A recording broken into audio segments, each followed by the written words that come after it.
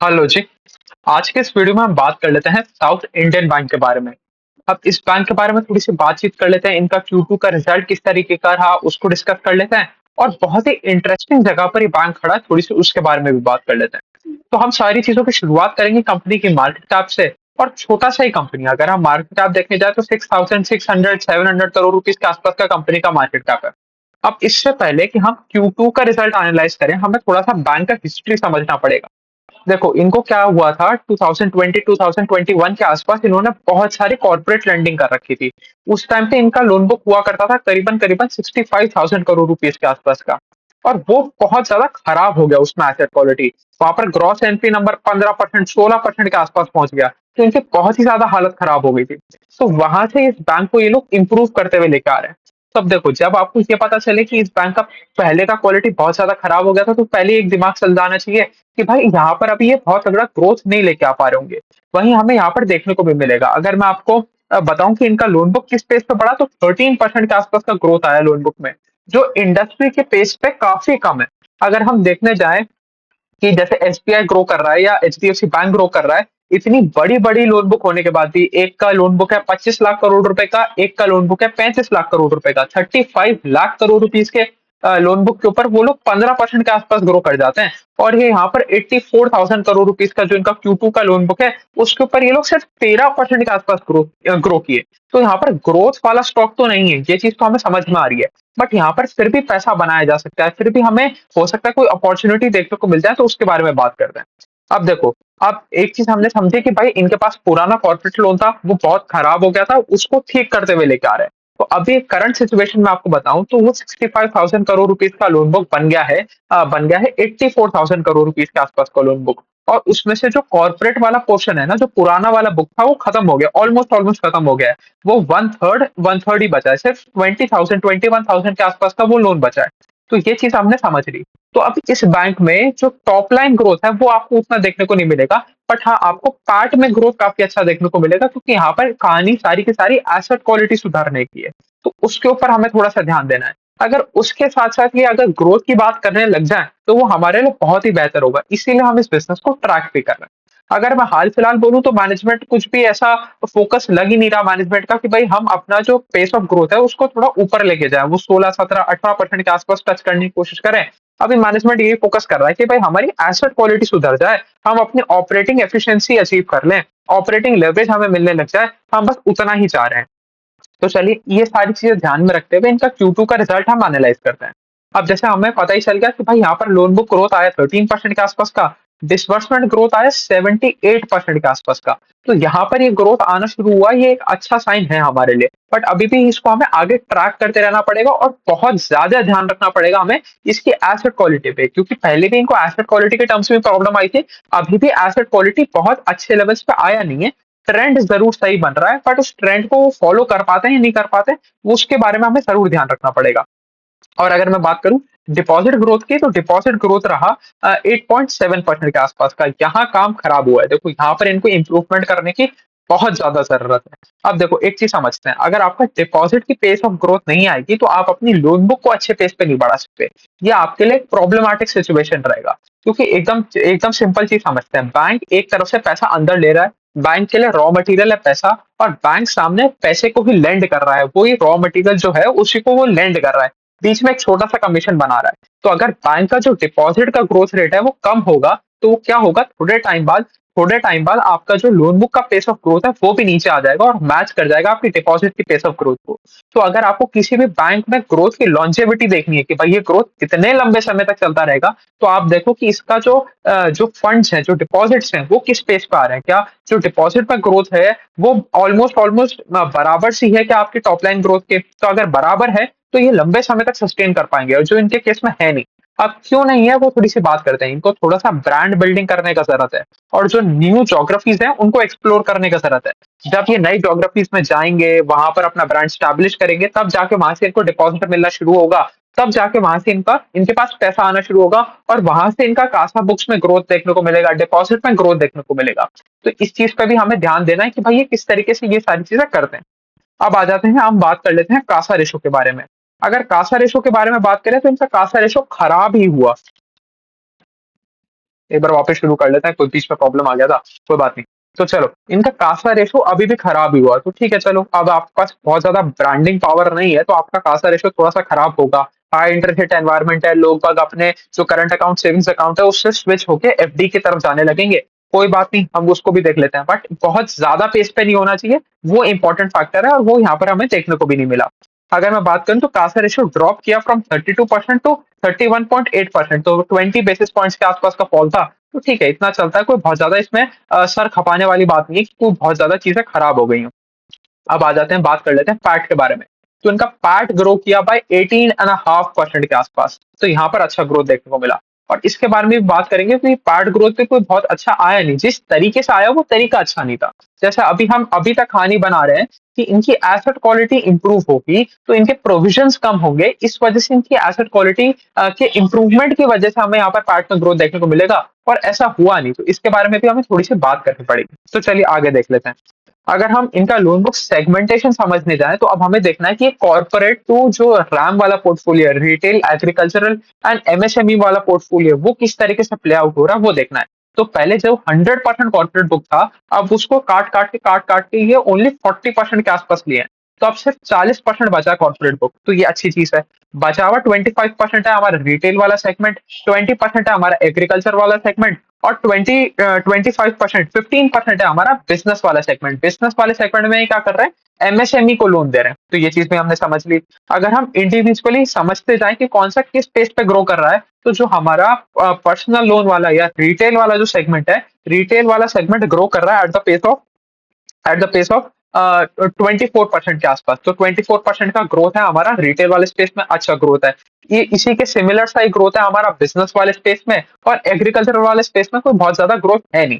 और अगर मैं बात करूं रिटेल स्पेस की भी, तो रिटेल स्पेस में भी 50% तो हमारा मॉर्गेज लोन ही है, कि भाई होम लोन दे दिया या लोन अगेंस्ट प्रॉपर्टी दे दिया। तो ये चीज भी हमने अच्छी बात है कि भाई आपके पास कोई ना कोई कोलैटरल बैक्ड लोन है, और रिटेल लोन में जनरली दिक्कत आता नहीं। एक तो यील्ड ज्यादा मिलता है as compare to corporate loans, yield ज्यादा मिलता है, आपका जो नेग्लिजेंस है या ऐसा करो डिस्क्रिपेंसीज है वो थोड़ी सी कम होती है, आपका लोन खराब भी कम होता है, पर आपके पास ज्यादा ग्रैन्युलर कंट्रोल रहता है। क्योंकि एक तो आप इतना फैला के लोन करते हो ना, तो आपका अगर एक बंदा डिफॉल्ट भी करता है, तो आपकी ओवरऑल लोन बुक पे बहुत बड़ा डेंट नहीं पड़ता। अब आपके पास जब कॉर्पोरेट लोन करते हो, तो आपने 100 करोड़ का लोन कर दिया, और 100 करोड़ के लोन वाला अगर भग गया, वो डिफॉल्ट कर गया, तो आपकी पूरी की पूरी बैलेंस शीट पे एक साथ 100 करोड़ का एनपी आ जाता है। तो वो वाला प्रॉब्लम हमारे रिटेल लोन्स में नहीं होता। तो जितना ज्यादा रिटेल का पोर्शन बढ़ता जाएगा, उतना ज्यादा इस बैंक के लिए फेवरेबल कंडीशन बनती जाएंगी। तो ये वाली चीजें भी हमने देख ली।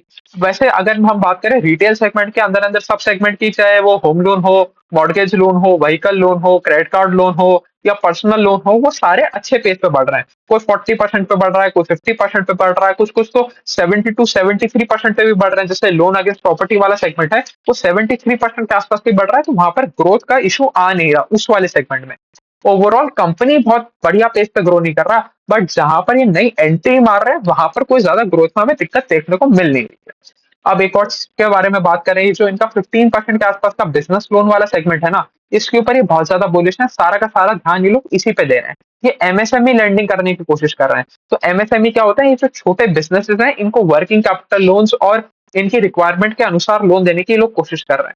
और ये साउथ इंडियन बैंक, जैसे नाम से ही पता चल रहा है, ये इनका बहुत ज्यादा कॉन्सेंट्रेशन है साउथ में। अगर मैं बात करूं इनका एमएसएमई लोन की, अगर मैं बात करूं तो 41% तो आ जाता है हमारा केरला से ही, 33% आता है हमारा रेस्ट ऑफ साउथ इंडिया, मतलब तमिलनाडु और आपका कर्नाटका और ये आसपास के नेबरिंग स्टेट से, और सिर्फ 20%, 23% के आसपास ही आता है हमारा रेस्ट ऑफ इंडिया से। तो ये चीज समझ के चलना पड़ेगा। तो ये जितना ज्यादा डाइवर्सिफिकेशन होगा ऑल ओवर इंडिया, ये लोग जितना ज्यादा फैलेंगे, जितना ज्यादा इनका लोन बुक बाहर से आएगा, जितना ज्यादा इनका डिपॉजिट बाहर से आएगा, उतना ज्यादा अच्छी बात है। ये चीज भी हमें समझ के चलना है। अब देखो, इनका प्रेजेंस तो 26 स्टेट्स और 4 यूनियन टेरिटरीज में है, तो कहने को तो इनका पैन इंडिया प्रेजेंस है, बट कॉन्सेंट्रेशन अभी भी है, कॉन्सेंट्रेशन सारा का सारा साउथ में ही है, और स्पेसिफिकली केरला में ही है। ये चीज समझ के चलना पड़ेगा।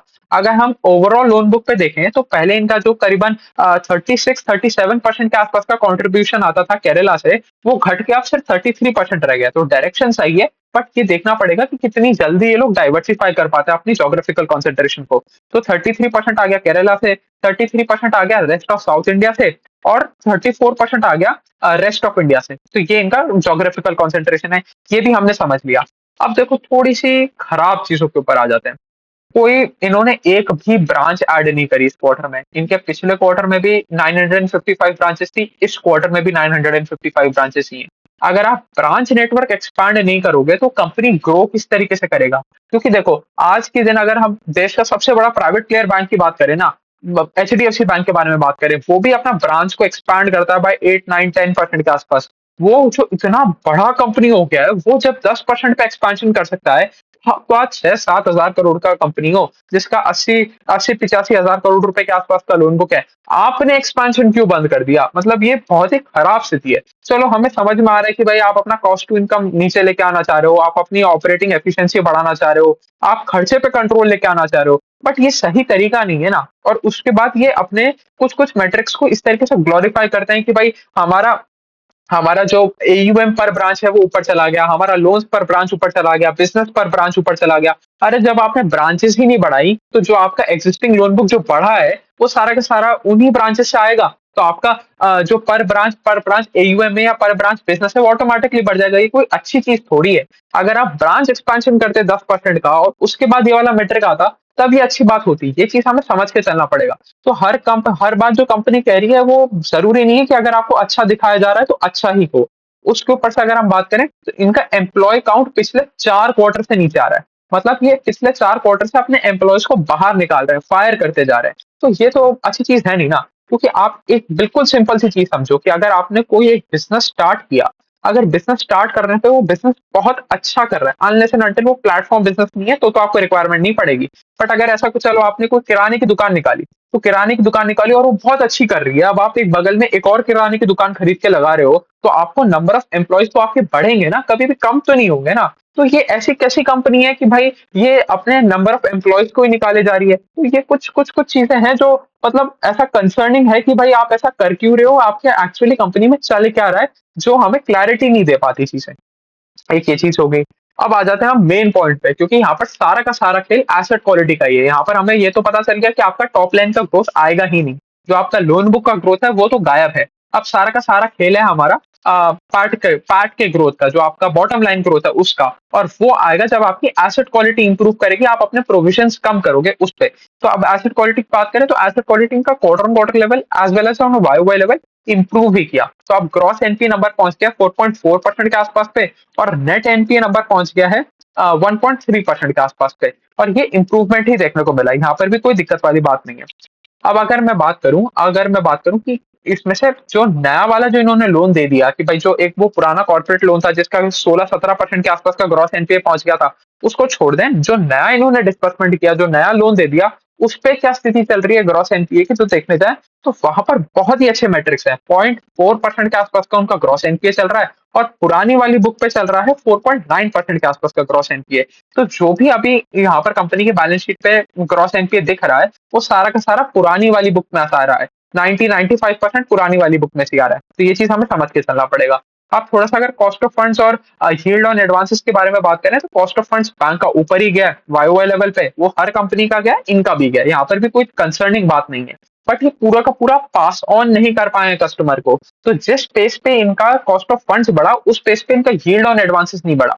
तो थोड़ा-सा इनका स्प्रेड कम हो गया। इसकी वजह से हमें देखने को मिल रहा है इनका निम्स भी थोड़ा-सा कम हो गया। जो 3.3% के आसपास का निम हुआ करता था, वो 3.2% के आसपास भी आके रह गया।